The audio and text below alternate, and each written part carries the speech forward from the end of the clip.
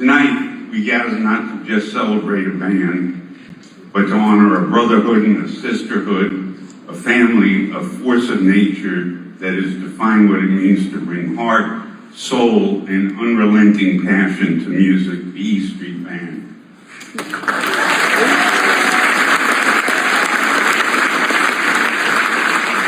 As everyone in this room knows, they are the heartbeat behind some of the most powerful songs ever written, the engine that turns stories of hope, struggle, love, and redemption into something transcendent. And together, they don't just perform the music, they built a sound that feels like home to millions and millions of people. While many musicians, worthy musicians, including Davy Sanchez, Vinnie Lopez, Boone Carter, Susie Tyrell, Charlie Giordano, Jay Clemens, and the men and women of the E Street Horns and the E Street Choir, every one of them deserving of respect and honor, have passed through E Street's portals. Tonight we celebrate what we might call the long-term core band.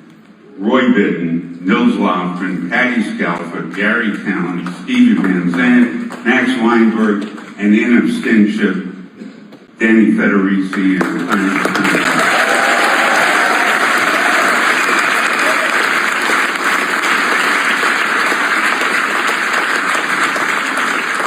Having worked with the band for the last 52 years, I can tell you a few key things. No modern computer or algorithm would have ever chosen this group of people to work together. Such different backgrounds, styles, tastes, and approaches to music. And yet, as we all know, when they plug in and play, they create a sound like no other, a sound you've never heard before, a sound more monumental than any rock band has ever created, now and in my opinion, forever. How that happens is a bit of a mystery.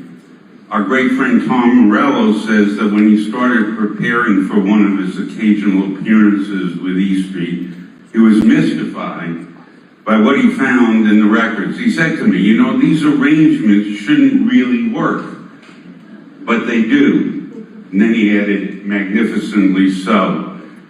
While everyone here tonight knows the band's story and mythology, let me briefly touch on each of tonight's heroes. Stevie Van Zandt, producer, guitarist, arranger, consigliere, author, and freedom fighter. He has always been more than a musician.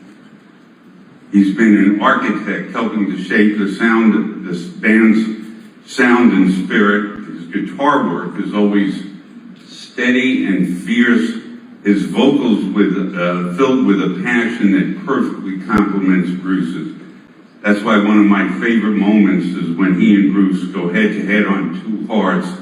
You can feel the incredible bond between the two men as they embody the spirit of the entire E Street Band. And by the way, rumor has it that he's a nice guy.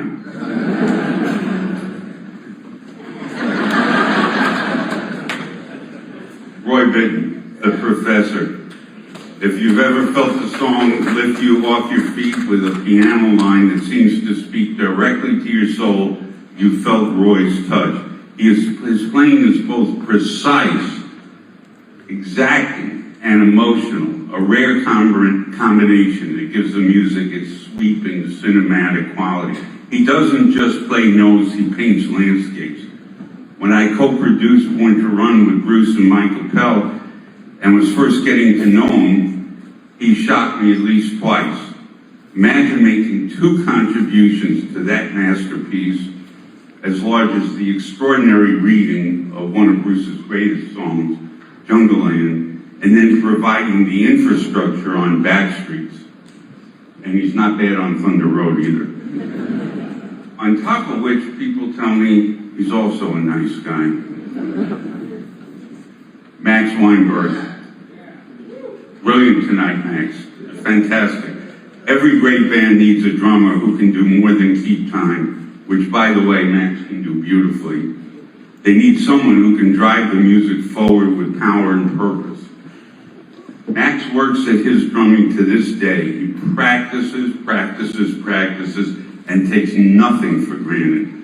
On stage, his bond with Bruce is so intense that he never takes his eyes off him. If you look at live in New York City, the HBO concert we did on the reunion tour, there's countless shots of Max, and he is just staring straight ahead at Bruce. He never takes his eyes off for a second. And I think that that's partly music, that's partly intensity, and that's partly fear.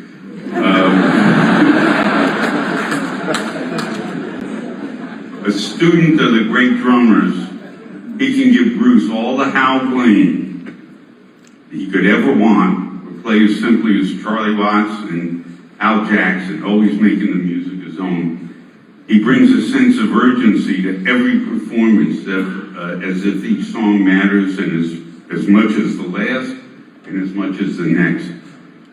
On top of that, his kids tell me he's a nice guy. Gary Talent, the Quiet Foundation. In many ways, Gary is the unsung hero of the band. His pure rock and roll bass lines are steady, grounding, and essential. He doesn't demand attention, but without him, everything would feel different. Less anchored, less whole, less unique. He holds it all together without ever needing the spotlight. But when he plants that bottom, as he does on, say, Darkness on the Edge of Town, or on Born to Run every night, it damn well stays planted. Also widely reported to be a nice guy. Patty Scalfa, who unfortunately couldn't be here tonight, the voice of warmth and fire, Patty brings something deeply human to the E Street Band, a voice that blends seamlessly while still standing strong on her own. Her harmonies add richness and emotion, and her presence adds another layer of connection. She embodies both tenderness and strength, and her contributions remind us that the power of music lies in the ability to make it all feel so personal. Patty is a great songwriter, and her 3 magnificent albums attest to her depth, intellect, and sensitivity. And by the way, Bruce has mentioned to me that she's a very nice person as well.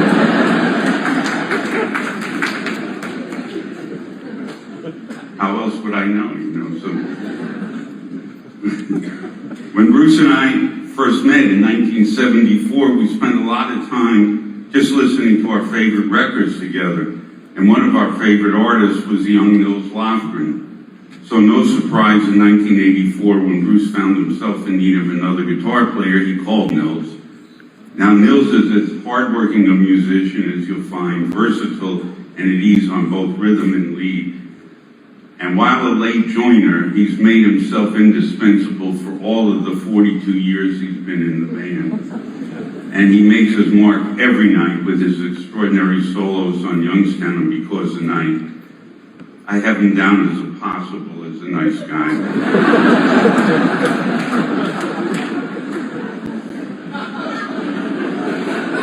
I'm working on it.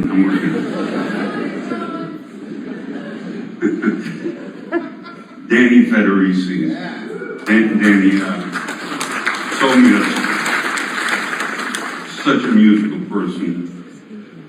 His organ and accordion gave the E Street Band an unmistakable sound. There was a sense of nostalgia of boardwalks, back streets woven into every note he played. Danny was a true folk musician in that everything he did was pure feel. In my opinion, his soaring spirit was best captured on Sandy, one of Bruce's greatest early songs, and a distillation of all that Danny could bring to the band. When Danny knew he would be leaving the band, he tried to help his extraordinary replacement, Charlie Giordano, learn Danny's parts. The problem was Danny couldn't really explain what he was doing. He could only play it. He was a pure musician, and yes, he was a lovely guy. And last we speak of Clarence.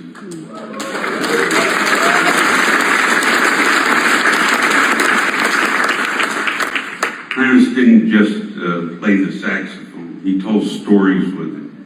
His solos weren't just musical moments. They were emotional climaxes, conversations between instruments and hearts. When Clarence stepped forward, time stood still. His presence was commanding, joyful, deeply soulful. And beyond the music, he embodied the spirit and ethos of E Street. In the years since his passing, the big man's story has only grown larger and more epic.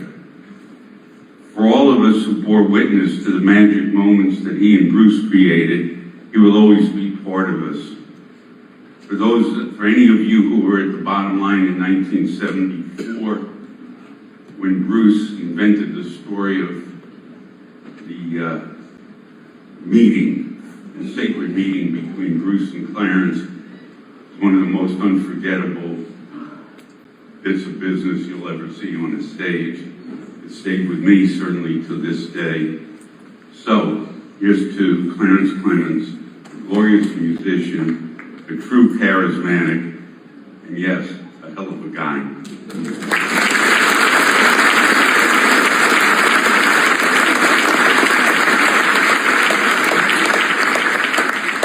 So that's the version of the E Street Band we celebrate tonight.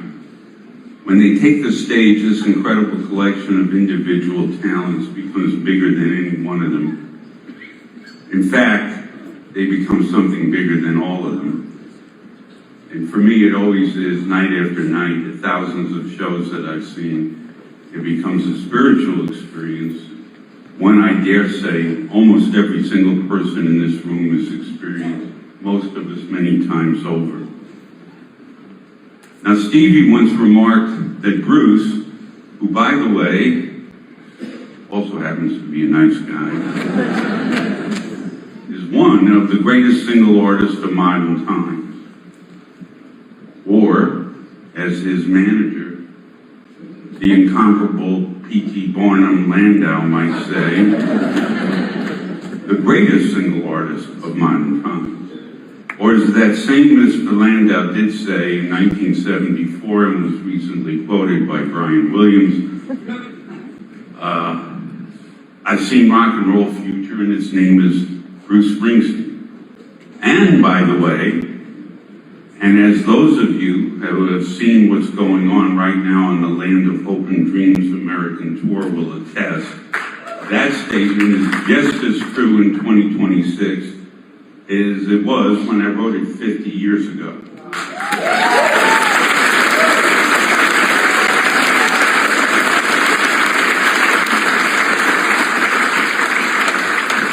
But as Stevie also correctly said, Bruce Springsteen and the E Street Band, well, that's the legend.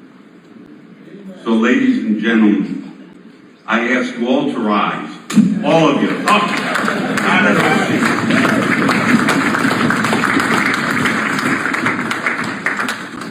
And join with me in welcoming to the stage that musical legend, the living legend, the one true legend, Bruce Springsteen and the E Street Band.